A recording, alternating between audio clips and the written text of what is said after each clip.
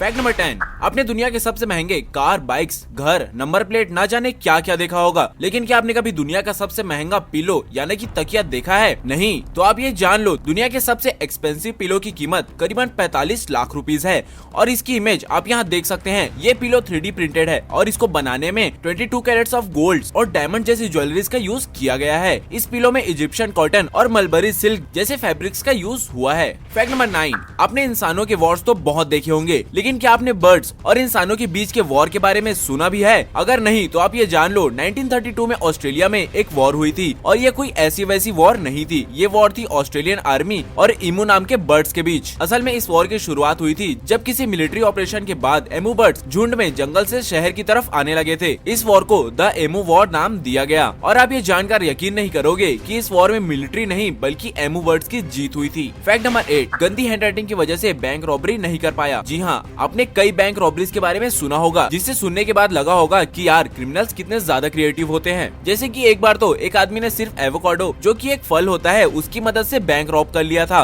लेकिन आप ये जानकर हैरान हो जाओगे, एक आदमी सिर्फ अपनी गंदी हैंडराइटिंग की वजह से बैंक रॉबरी नहीं कर पाया। उसने एक नोट में कुछ लिखकर बैंक के स्टाफ को दी और उसमें उसकी हैंडराइटिंग इतनी गंदी थी कि वो स्टाफ उसे पढ़ ही नहीं पाया और इसी वजह से वो आदमी उस बैंक रॉबरी में फेल हो गया।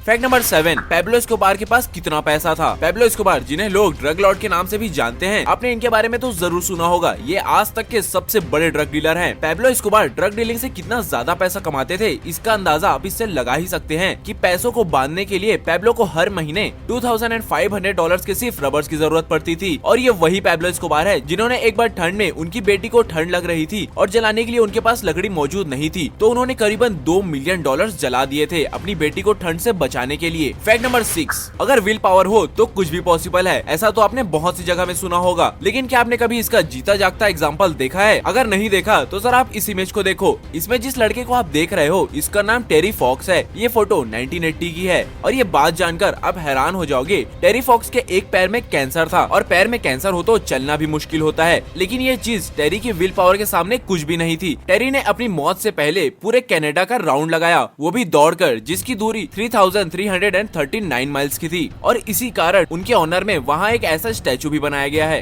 फैक्ट नंबर 5, इंडिया एक एंशिएंट मिस्ट्री से भरा हुआ देश है। इंडिया में ऐसे बहुत से हजारों साल पुराने मॉन्यूमेंट्स हैं जिसे आज के टेक्नोलॉजी से भी बना पाना काफी ज्यादा मुश्किल है। और आप ये तो जानते ही होंगे कि किसी भी इमारत या घर को बनाने के लिए पानी का यूज होता है, लेकिन क्या आपने कभी पानी की जगह घी से बनी मंदिर के बारे में सुना है? अगर नहीं तो आप ये जान लो, राजस्थान में भांडा शाह जैन मंदिर नाम से एक मंदिर है जिसे बनाने में पानी की जगह घी का यूज किया गया था, जिसमें करीबन 40,000 किलो घी का यूज हुआ था, इसलिए इसे घी का मंदिर भी कहते हैं। क्या आप कभी इस मंदिर में गए हैं? नीचे कमेंट करके जरूर बताएं। फैक्ट नंबर 4, क्या आप अपने सपने सच में रिकॉर्ड कर सकते हैं? हम सपने देखते तो हैं, लेकिन जब हम उठते हैं तो हमें वो सपने याद ही नहीं रहते। तो क्या इसका कोई सॉल्यूशन है? तो जवाब है हाँ, सॉल्यूशन है। जापान के साइंटिस्ट ने सपनों को रिकॉर्ड करने का रास्ता निकाल लिया है। जापान ने एक ऐसी MRI मशीन बनाई है जिसकी मदद से वो आपके सपने को रिकॉर्ड कर सकते हैं और उसे रिक्रिएट करके आपको एक वीडियो के तौर पे दे सकते हैं जिसे आप देख भी सकते हो। अब ये कैसे होता है और साइंटिस्ट इसे कैसे रिक्रिएट करते हैं, ये अपने आप में ही एक लंबा टॉपिक है और अगर आप चाहते हो कि मैं इस पे एक डिटेल वीडियो बनाऊं तो नीचे कमेंट करके जरूर बताना। फैक्ट नंबर 3,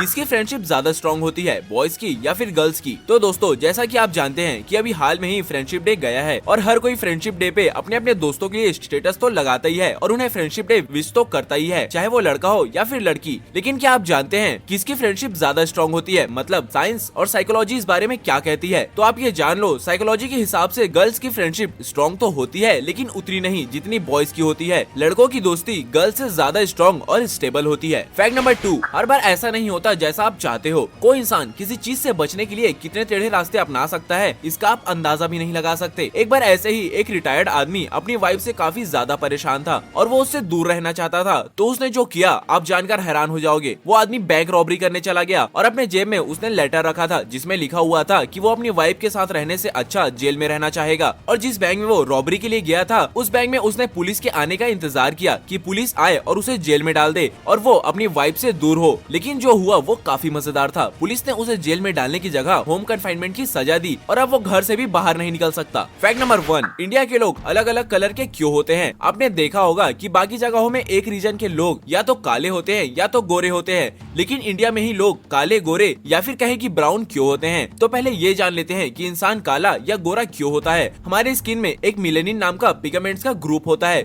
जो सन की अल्ट्रावायलेट रेज से हमें प्रोटेक्ट करता है, और जब किसी के स्किन में ये मेलेनिन ज्यादा होती है तो वो काला होता है और कम होती है तो वो फेयर या कहे गोरा होता है। तो अब ये जान लेते हैं कि इंडिया में मिक्स कलर के लोग क्यों होते हैं। तो इसका मेन रीजन है यहाँ के मौसम। इंडिया में सभी जगह मौसम एक जैसे नहीं होते और साल में कई बार मौसम चेंज होते रहते हैं। अगर आप साउथ साइड देखोगे तो वहाँ धूप तेज होती है और गर्मी होती है, इसी वजह से उधर के लोग काले होते हैं। और इसके उल्टा कश्मीर जैसी जगहों को देखें तो वहाँ साल के अधिकतर दिन ठंड होती है और वहाँ सन की रेज उतनी तेज नहीं होती, जिस वजह से वहाँ के लोगों के स्किन में मेलेनिन कम होता है। इस वजह से वहाँ के लोग ज्यादा फेयर होते हैं और यही मेलेनिन वो रीजन है कि क्यों कोई इंसान काला या गोरा होता है। अब आप सोचोगे कि कोई बच्चा काला या गोरा कैसे होता है जबकि वो सन के ज्यादा कांटेक्ट में भी नहीं आया होता है। तो इसके पीछे का फैक्ट ये है कि बच्चे का कलर इस पे डिपेंड करता है कि उसे किस स्किन कलर के पिगमेंट्स उसके जीन्स में मिले हैं। उम्मीद है आपको पता चल गया होगा कि क्यों लोग काले और गोरे होते हैं। सो दैट्स इट, आज के सिर्फ इतना ही। वीडियो पसंद आई तो वीडियो को लाइक करना ना भूलें। नीचे कमेंट करके बताएं कि इनमें आपका सबसे फेवरेट फैक्ट कौन सा है। चैनल को सब्सक्राइब जरूर कर देना और भी ऐसे ही फैक्ट्स को मिस ना करने के लिए।